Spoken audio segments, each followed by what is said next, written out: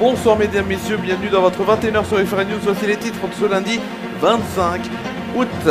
Les titres de cette édition. Cet après-midi avait lieu la conférence de presse du Premier ministre François Bayrou qui a annoncé un vote de confiance début septembre à l'Assemblée nationale. Télévision, nous verrons ensemble les nouveautés dans les matinales entre TF1, France 2 et BFM TV avec des changements pour les uns et la continuité pour les autres. Rugby, nous évoquerons la Coupe du Monde féminine qui a commencé ce week-end et samedi le 15 de France. Dans l'info locale, l'actualité, la Festival national des humoristes et en Guadeloupe, nous verrons le projet incroyable de deux Français. Nous sommes en direct sur FR News. J'ai l'impression que mon micro est assez fort. J'en suis encore bien désolé. On est en direct donc sur FR News pour cette première donc de la saison de votre 21h. De votre 21h, c'est plus logique de l'appeler comme ça. On va commencer cette édition par de la politique, cette conférence de presse marquée la rentrée politique du Premier ministre François Bayrou, qui a annoncé ce lundi qu'il engagerait donc le 8 septembre prochain, via l'article 49.1-1 de la Constitution, la responsabilité du gouvernement devant l'Assemblée nationale, réunie en session extraordinaire autour de la question centrale de la maîtrise de nos finances. Comme il l'a indiqué, sans accord selon lui à l'Assemblée nationale le 8 septembre, François Bayrou considérera que l'action est impossible. Ce vote consacrera la dimension de l'effort de près de 44 milliards d'euros de réduction du déficit public de la France et seulement ensuite aura lieu la discussion sur chacune des mesures de ce plan d'urgence. C'est ce qu'a affirmé le Premier ministre lors de cette conférence de presse de rentrée. Dans l'actualité télévision, aujourd'hui marqué le début de la saison 2025-2026, ou du moins le début partiel, puisque de nombreuses chaînes vont faire leur début la semaine prochaine. Bruce Toussaint, notamment sur TF1, dans la matinale de TF1 Bonjour, a lancé une nouvelle monture, un nouveau format de cette émission, puisque cette émission est prolongée jusqu'à 10h, soit 30 minutes de plus chaque jour. La matinale de la Une a accès, donc est bien sûr axée toujours sur l'information, et la bonne humeur va s'appuyer sur de nouvelles têtes, avec notamment les 4 fantastiques, comme il avait annoncé l'animateur la semaine dernière sur le plateau de l'émission. Ainsi, Anicette Mbida parlera donc de nouvelles technologies à 6h55 et à 8h50. Sandrine Arcisé aide les téléspectateurs à se remettre en forme tous les jours à 9h50. Anaïs Grangerac relaie les infos positifs à 7h50 et les tendances sociétales à 9h15, tandis que Nicolas Doz, expert en économie, partagera son humeur dans un billet quotidien à 8h20. France 2, quant à eux, ont décidé d'allonger son télématin et leur télématin de 20 minutes. L'émission donc commencera dès toujours 16h30 à partir du lundi 1er septembre prochain et à 9h50 donc. L'émission passera l'antenne et donc cédera l'antenne à Bel et Bien Ensemble, la nouvelle émission animée par Agathe Le Caron qui était l'animatrice des maternelles. Ensuite, donc bien sûr, France 2 misera cette saison sur le duo Maya Loquet et Damien Thévenot qui étaient habitués du plateau Télématin pour le week-end. Ils seront donc la semaine et c'est Mélanie Taravant et Samuel Olivier qui prendront la place le week-end.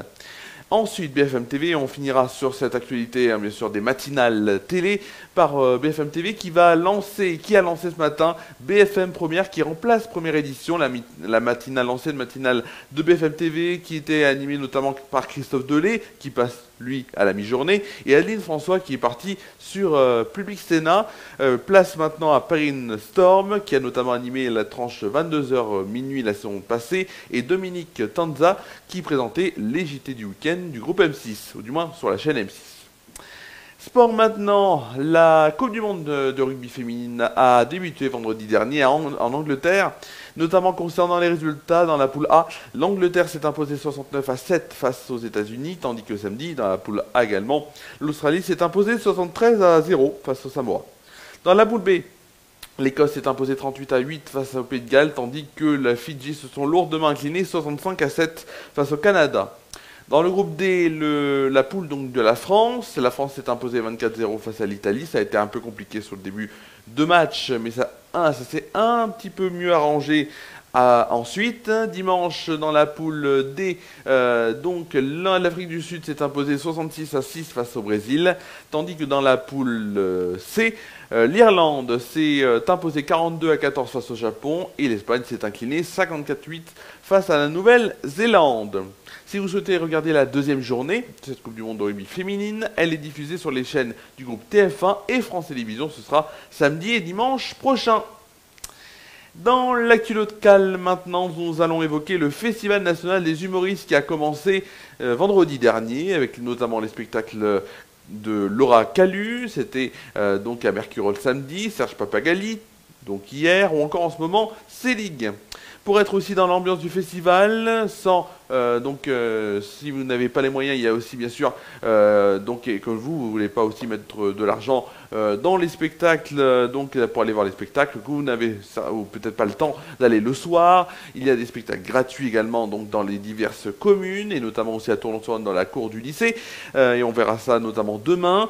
Et aussi, il y a notamment l'espace rencontre, tous les jours, donc à côté du ciné-théâtre du théâtre Jacques Baudouin, l'espace rencontre Roger Blachon qui accueille le public, un espace ouvert à tous, avant et après les spectacles. Les bénévoles du Festival des humoristes attendent les spectateurs pour notamment une toute petite restauration, ou encore une dégustation avec modération des grands vins des vignerons au bar éphémère de l'appellation Saint-Joseph, partenaire du festival.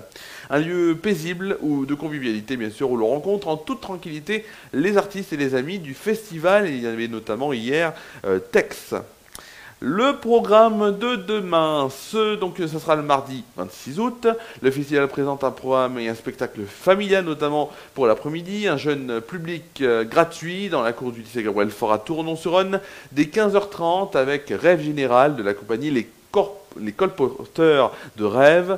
Et s'il y a un mauvais temps, ce sera à l'espace Charles-Trenet de Tain-l'Hermitage. Donc il y a une situation de repli. À 17h30, à la librairie au détour des mots dans la grande ruelle de Tournon-sur-Rhône, Philippe Fénieux de la compagnie Zinzoline présente un spectacle gratuit de mime et magie à partir de 3 ans, nombre de places limitées. Et à 20h30, au théâtre Jacques Baudouin de Tournon-sur-Rhône, c'est Antonia de Redinger qui présente Scène de corps et d'esprit, un spectacle moderne se servant avec virtuosité de son talent de comédienne. Voilà le programme pour demain.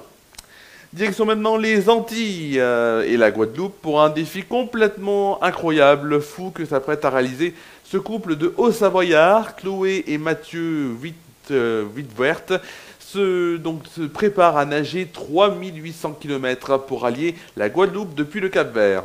Les deux aventuriers visent ainsi 2 records du monde, le plus long relais de nage et la plus longue traversée féminine avec des rives, selon les informations reliées notamment par le journal L'Équipe. Mais plus qu'une récompense, c'est aussi dans un souci écologique qu'ils réalisent cette traversée, notamment le but, alerter sur la pollution des mers par les mégots de cigarettes entre autres. Ce sera donc le 21 septembre prochain qu'ils quitteront Marseille à bord d'un voilier pour se diriger vers le Cap-Vert. C'est de cette île située au large du Sénégal qu'ils donneront le coup d'envoi de leur traversée. Mais c'est le 1er novembre qu'ils donneront officiellement le premier battement de pied dans l'eau pour rejoindre la Guadeloupe. Selon les calculs, le couple devrait toucher le sol guadeloupéen 3 mois plus tard.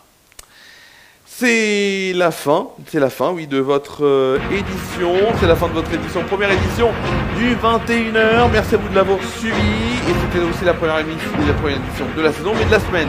Donc de l'avoir suivi. Et j'espère que vous l'avez apprécié. On se retrouve dans quelques instants pour la météo sur Référent News. Et prochaine édition, mercredi à 21h, même heure. Passez une très bonne fin de soirée. Très bonne nuit pour les soins de vos proches et à mercredi sur Référent News.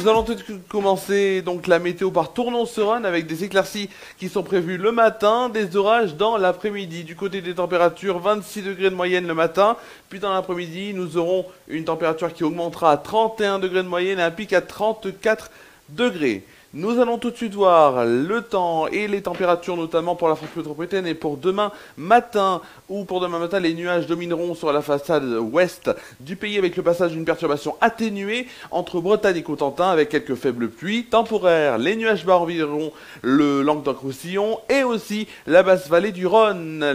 Les températures, 15 degrés à Lille, Rennes, Orléans, Bourges, 17 degrés pour Nantes, 18 degrés pour Brest, Cherbourg, Paris et Lyon, 21 degrés pour Biarritz, Perpignan, Montélimar et Marseille. Le plus froid sera du côté de Charleville-Mézières avec 10 degrés et le plus chaud du côté de Montpellier, Nice et Ajaccio avec 22 degrés. Le temps pour demain après-midi avec la perturbation atténuée qui donnera un ciel chargé des pays de la Loire au Pas-de-Calais et aussi le risque de pluie qui restera faible.